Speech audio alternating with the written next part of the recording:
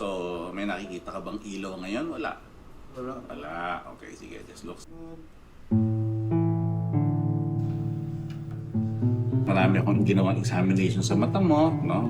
Para makita ko mabuti kung ano yung sitwasyon ng mata mo bago kita makausap. Yung ugat ng mata mo, marami nang na-damage. Kung meron ka sanang nakikitang ilaw, no, kahit na paano, o galaw ng kamay, no, magkakaroon pa tayo ng pag-asa kung ano yung dapat natin gawin. Yung nerve tissue ng mata mo, medyo marami nang namatay, no? Mahirap na ma-recover yung vision mo. Hindi na po nakikita po.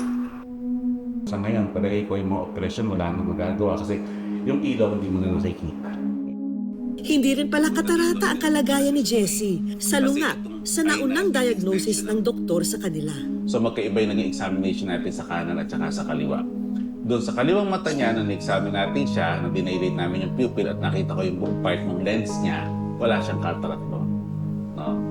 Tapos nakita na natin yung retina niya at saka yung optic nerve niya na talagang yung optic nerve niya namatay na. Ibig sabihin yung nerve cells niya patay na lahat. No? Kapag namatay na siya, hindi na nagre-regenerate yung cells. And that usually happen pagka may glaucoma yung pasyente.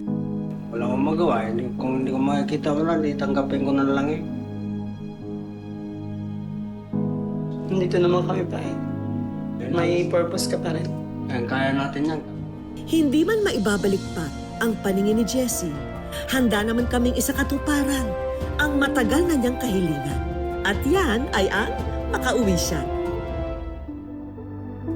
Mang Jessie, tanggapin niyo po itong plane ticket na ito. Sasamahan po namin kayo na masagot na ang matagal niyo ng pangungulila sa inyong mga kapamilya. Masaya na po ako. Mayakap ko ako magulang po. Sobrang halaga po ito para sa papa ko kasi sobrang tagal niya na rin kung gustong mangyari to. Agad kaming lumipad pabalik ng Misamis Oriental. Si Jessie, tahimik lang na dinadama ang lumiliit na distansya sa pagitan niya at ng pamilya. Sa mga oras naman na ito, kasama namin ang pamilya ni Jessie sa tabing dagat. Inaalala ang panahon na lumisan ang kanilang kapatid.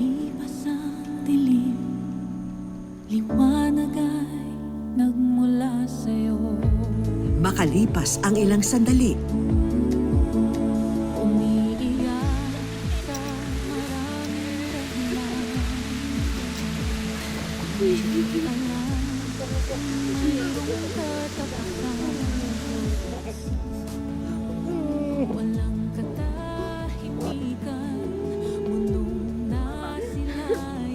salamat Ginoo! Salamat God! Salamat God! Iyak po kayo ngayon? Oo. Bakit? Iyak ko na sila. Kaingan ko. Pag-iikan mo, dinit mong giting-ana mo kahimtang.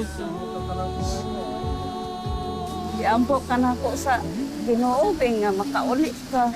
Mahalaga, di bali hindi ako makikita. Basta makita ko sila mayakap na buhay pa ako. Salamat po sa inyo nga dala niyo ako dito. Salamat po sa inyo lahat. Wish ko lang po na natupad-agin ang aking pangarap na mayakap ang aking pamilya. Binigyan din namin ng pagkakataon na mag-bonding ang magkakapatid sa isang hapunan na ito.